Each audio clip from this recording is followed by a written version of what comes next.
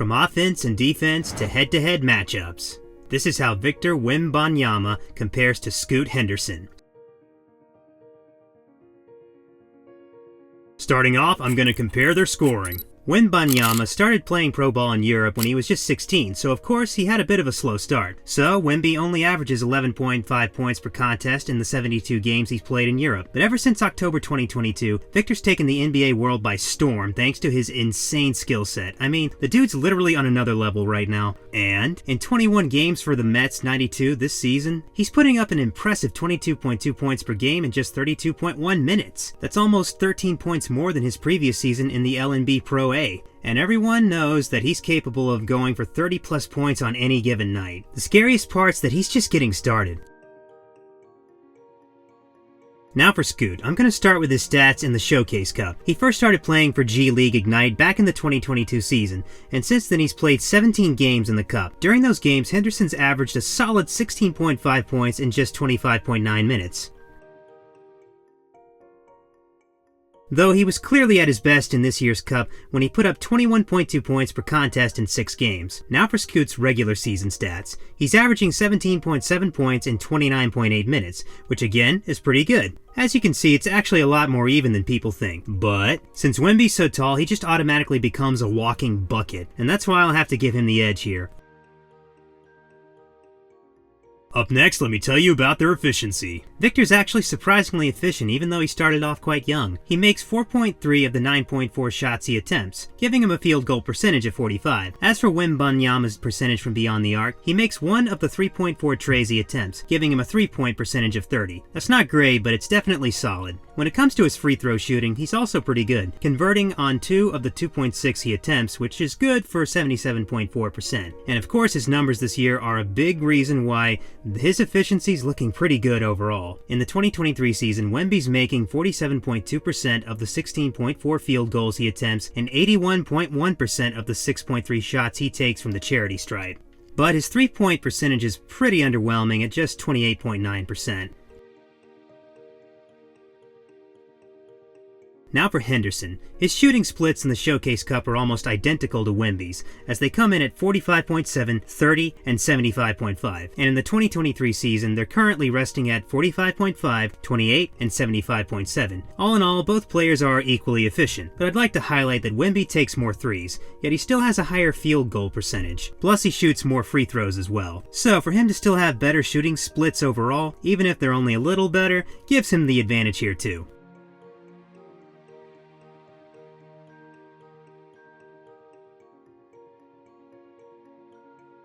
Moving on, who's better at assisting teammates? Since offense was the topic of discussion, you know I had to bring this up too. Starting with Victor. Sure, he can make the right passes at times, but if you look at his assist numbers, you can tell that dishing dimes isn't his strong suit. Before the 2023 season, he never even came close to averaging 2, and this year he's only averaging 2.3, which is his career high. As for his career, he only puts up 1.2 assists per game. The worst part's that his assist-to-turnover ratio is nothing short of horrendous. I mean, not only does Wembanyama average more turnovers than assists this season, but that's the case for his whole career. Don't believe me? Well, his assist-to-turnover ratio rests at 0.75 to 1 for his career, and in the 2023 season, it's at 0.92 to 1. There's no doubt that if Wemby wants to take his game to the next level, he really needs to work on his playmaking.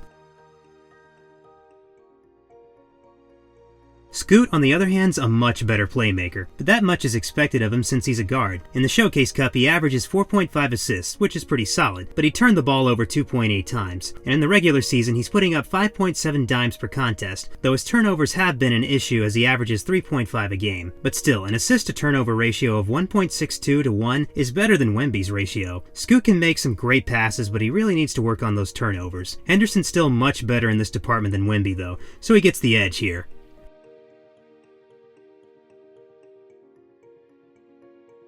Following that, let me talk about their rebounding. Wembanyama's 7'3", so it's not surprising that he's a great rebounder. He only averages 5.9 for his career, but this season he's grabbing 9.5 per game. That includes 2.2 offensive boards, though some do argue that given how tall he is, he should be averaging way more. That's a fair thing to say, but I'm sure he'll be doing that in no time. Moving on to Scoot, he's a pretty solid guard rebounder as he averages 4.7 boards per game in the Showcase Cup, and in the regular season he's putting up 4.5. Unlike Wemby, he's not expected to be the primary rebounder, so these numbers aren't bad at all. But of course, Wemby's obviously better at grabbing boards given his size, so he gets the advantage here. Coming up, who's the better defender? Based on what everyone has seen so far, both athletes are pretty solid defenders. Wembanyama's size and length make him a menace on D because he can contest and block almost any shot. I mean, the dude literally averages 2.2 rejections per game for his career, and this year he swats 3.1 shots per contest, so it's almost impossible for Victor's opponents to score on him, and since he's actually quite fast for his size, he's an amazing defender. Plus, Wembanyama can get deflections and steals at times too. He averages 0.6 steals for his career and 0.9 this season. Moving on to Henderson, while he may not have blocked shots as such during the Showcase Cup, he did pickpocket his opponents. In fact, he averages 1.6 steals in the Showcase Cup, and in the 2023 regular season, he's stolen the ball at least 1.2 times per game. What's more, he averages 0.5 blocks in the regular season as well. Based on the eye test, you can see that he plays with a lot of grit and grind, and his build makes it easier for him to force the opposition to miss or turn the ball over. Overall, the edge goes to Wemby though.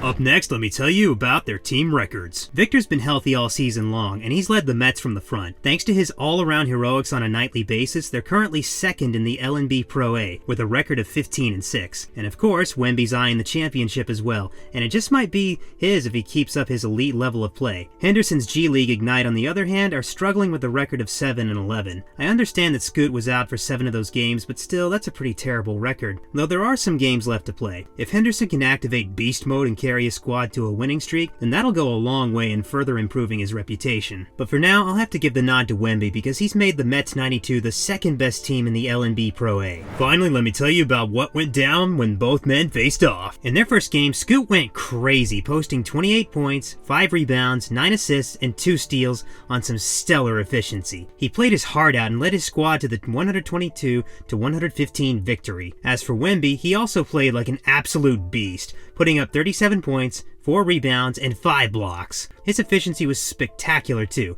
and he even went 7 for 11 from downtown. Both players' performances had NBA fans and analysts buzzing big time, and all eyes were on them in their next meeting. Unfortunately though, Henderson ended up suffering an injury in the first quarter of the second game. He only played 5 minutes before exiting the contest, so all eyes were on Wemby, and he didn't disappoint as he dropped 36 points, 11 boards, and 4 dimes, along with 1 steal and 4 blocks. His heroics led the Mets to the W, but they only won by 6, even though Scoot wasn't playing. That's why I think it's hard to imagine that the Mets would have won if he didn't get injured. So I'll have to give the edge to Henderson here, but based on everything I talked about, I think Wemby's the better player overall, so long as he can stay healthy. That's it for this video. See you in the next one.